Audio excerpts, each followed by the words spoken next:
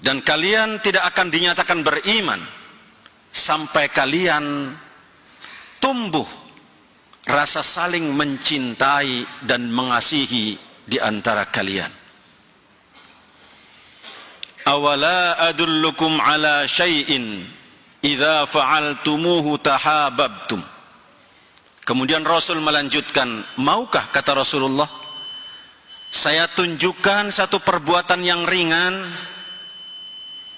yang apabila kalian mau mengerjakannya, tahabbtum, niscaya akan tumbuh rasa saling mencintai dan mengasihi di antara kalian. Afsus salam, kata Rasulullah, sebarkanlah salam. Salam yang seperti apa yang akan menumbuhkan rasa saling mencintai di antara kita? Bukankah selama ini kita sudah terbiasa menyampaikan salam, baik kepada orang yang kita kenal maupun kepada orang yang tidak kita kenal? Kita selalu menyampaikan salam kepada mereka. Bahkan banyak orang lain juga menyampaikan salam kepada kita. Tapi mengapa kita menyaksikan fenomena dalam kehidupan bermasyarakat, masih banyak di antara saudara-saudara kita yang tidak mendapatkan kasih sayang dari kita, atau kita tidak mendapatkan kasih sayang dari saudara-saudara kita? Lalu salam yang mana yang akan menumbuhkan rasa saling mencintai dan mengasihi? Salamnya adalah salam yang biasa kita ucapkan, yaitu kalimat Assalamualaikum warahmatullahi wabarakatuh. Namun titik tekannya bukan berhenti pada ucapan, tapi pada aplikasi kehidupan. Hadirin rahimakumullah, paling tidak ada 3 kata yang coba kita gali untuk bisa kita terapkan dalam kehidupan sehari-hari dari kata salam yang sering kita sampaikan kepada orang lain. Pertama, kata assalam. Ketika kita bertemu dengan orang lain,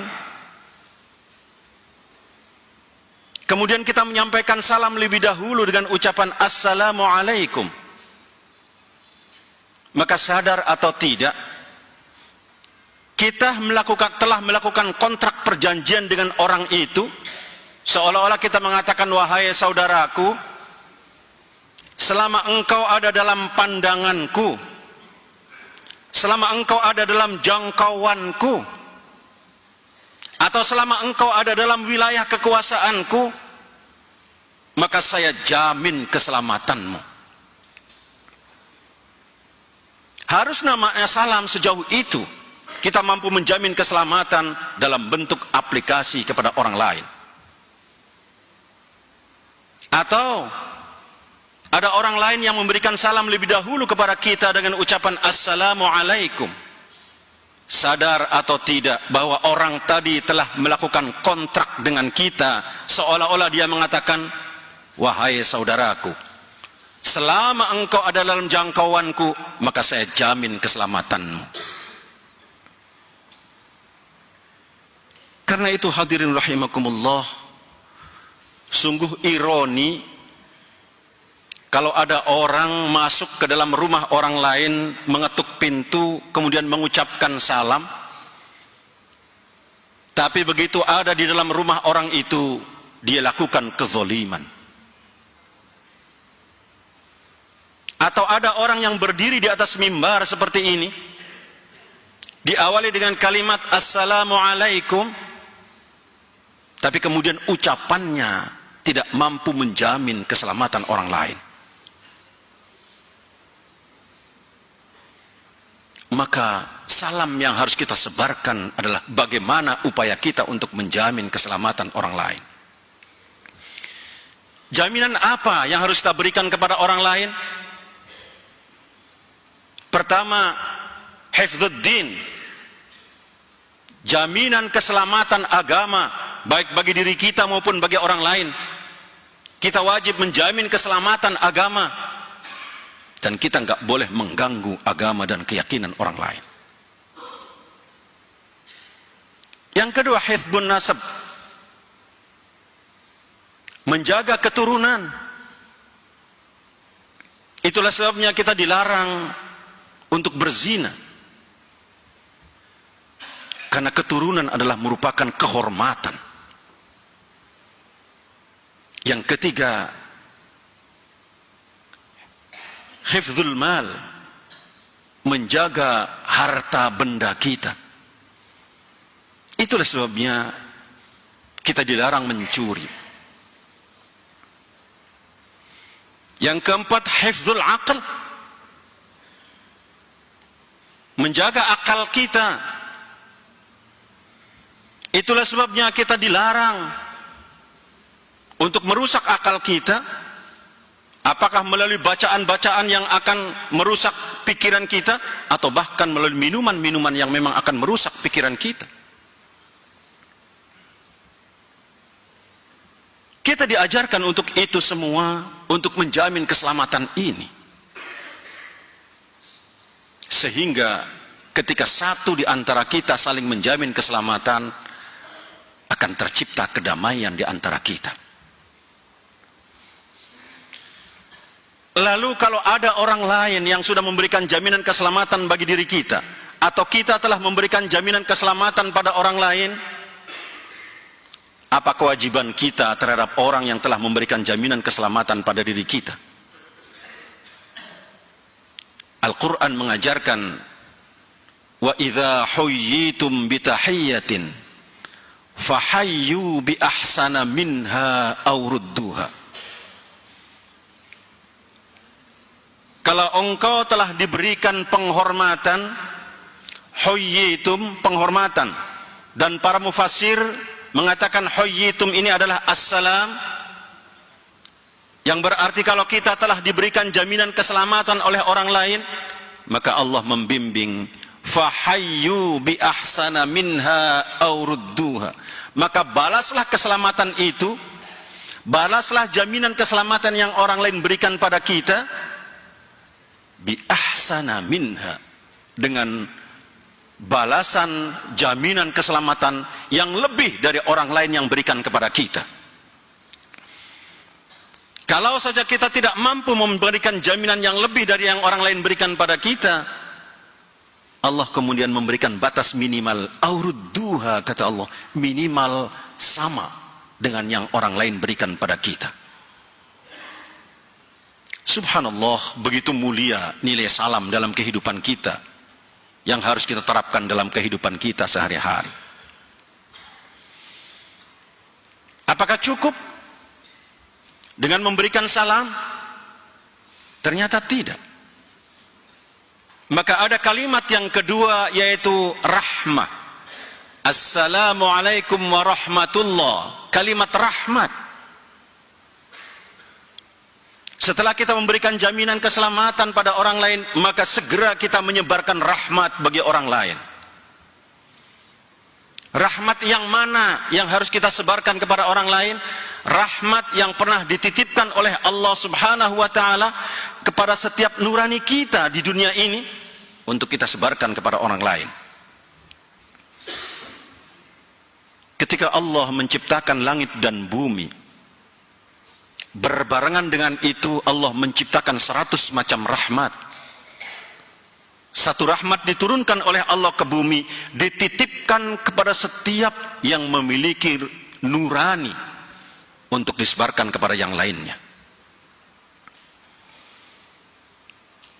Kalau kita pernah menyaksikan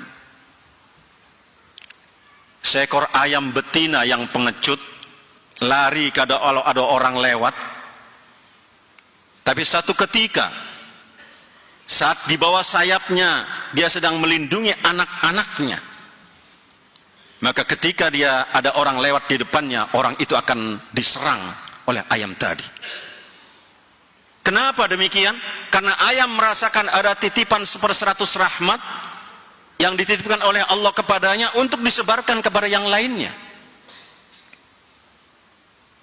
Atau kita menyaksikan seekor harimau yang buas dan ganas, saat dia melahirkan anaknya, kita menyaksikan harimau itu menjilati anaknya dari mulai ubun-ubun sampai ke tengkuknya. Karena harimau merasakan ada titipan 1/100 rahmat yang diberikan oleh Allah kepadanya.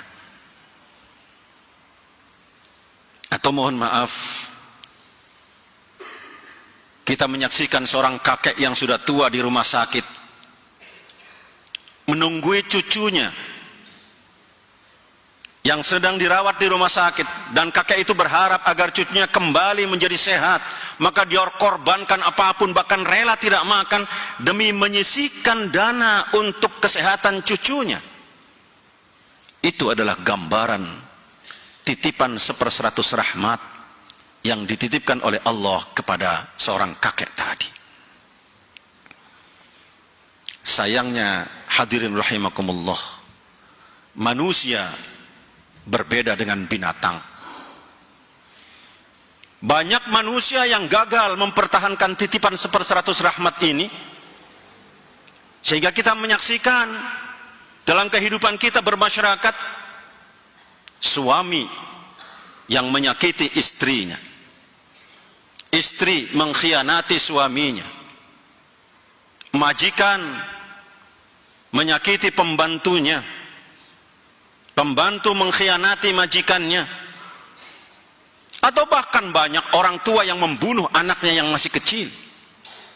Itu semua gambaran hilangnya titipan 1/100 rahmat yang dititipkan oleh Allah kepada setiap nurani kita. Kita patut bersyukur kepada Allah. Allah kemudian memberikan fasilitas kepada kita untuk mengembalikan fitrah rahmat tadi melalui ibadah-ibadah yang diberikan oleh Allah Subhanahu wa ta'ala. Karena itu ibadah seperti ini adalah merupakan kebutuhan kita, agar rahmat Allah, nurani yang pernah Allah titipkan pada kita, bisa tetap kita pupuk, kita pelihara, untuk bisa kita sebarkan kepada yang lain. Kalau dua hal ini bisa kita laksanakan, pertama, kita mampu menjamin keselamatan bagi orang lain. Yang kedua, kita mampu menyebarkan rahmat bagi lingkungan kita. Maka ada kata yang ketiga, yaitu barokah. Allah memberikan jaminan kata barokah ini akan diturunkan oleh Allah Subhanahu wa ta'ala, dengan syarat kita mampu menjamin keselamatan orang lain, dan kemudian kita mampu menyebarkan rahmat kepada orang lain. Digambarkan oleh Allah Subhanahu wa ta'ala dalam surat Al-A'raf, A'udzu billahi minasy syaithanir rajim, walau anna ahlal qura amanu wattaqau lafatahna 'alaihim barakatin minas sama'i wal ard walakin kadzdzabu fa'akhadnahum bima kanu yaksibun. Kalau saja, kata Allah,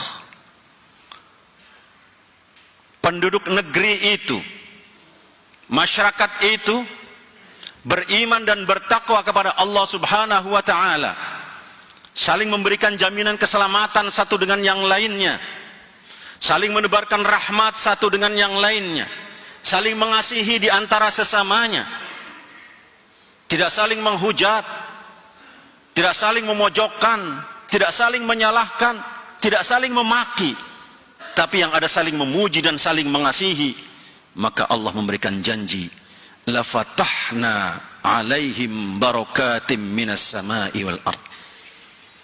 Akan saya bukakan, kata Allah, pintu keberkahan yang datangnya dari langit dan dari bumi.